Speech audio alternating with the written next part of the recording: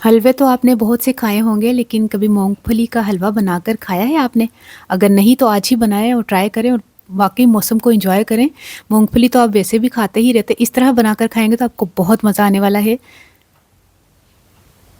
بسم اللہ الرحمن الرحیم، السلام علیکم، کیا حال ہے تمام دیکھنے والوں کے؟ سب اپنے گھر میں خوش رہیں، آباد رہیں، آمین ثم آمین۔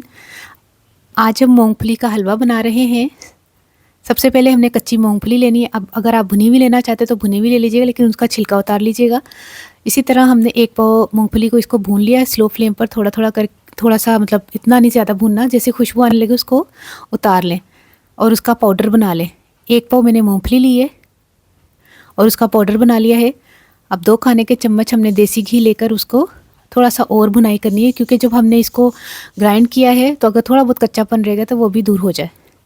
اس کے بعد ہم نے 2 کھانے کے چمچ سوجی لی ہے۔ سوجی بہت صاف ستھری میں نے پہلے چیک کی ہے، کلانے کے بعد دیکھیں کنکر وغیرہ تو نہیں ہے، پھر اس کے بعد ہم اس کو استعمال کرتے ہیں۔ تو یہ بالکل صحیح سوجی تھی، اس لیے میں نے جیسے ہم 1 کلو منگواتے ہیں نا، اس سے پہلے ہم چیک کر لیتے ہیں کہ یہ صحیح ہے، تو پھر اس کے حساب سے ہم استعمال کرتے ہیں تاکہ مٹی وغیرہ نہ آئے۔ آدھا لیٹر میں نے دودھ لیا ہے، اس کو پکنے کے لیے رکھ دیں حلوے کو، اور یہ بہت جلدی بن جاتا ہے۔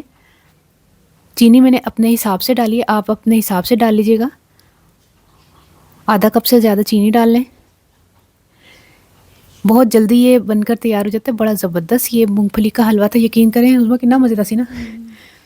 کبھی ٹرائی کریں تو آپ کو واقعی بہت مزے کا لگے گا۔ اور اس کو اتنی دیر ہی پکانا ہے کہ جتنی یہ ابھی تھوڑی دیر کے بعد یہ تھک بھی ہو جائے گا نا، تو باقی کی جو تھوڑی سی مونگ پھلی بچائی تھی میں نے 1-2 ٹیبل اسپون کے قریب، وہ موٹی موٹی اس کو میں نے اوپر ڈال دیا ہے اور یہ اس کو اچھا سا سجا لیا ہے، اور دیکھیں کتنی خوبصورت یہ لگ رہی ہے مونگ پھلی کا حلوہ۔ آپ بھی ٹرائی کیجیے گا اور مجھے ضرور بتائیے گا۔ ہن میں پنجابی دسا کہ مونگ پھلی میں 1 پا لے کے انہوں بھنیا سی بغیر مطلب کسی گھیو تیل تو اس تو بعد انہوں پیس لیا سی تے گھیو دے وچ، دیسی گھیو دے وچ پکا کے تھوڑا دودھ وغیرہ تے چینی ڈال کے انہوں پکایا ہوئے، بڑی زبردست حلوہ تیار ہو گیا ہے۔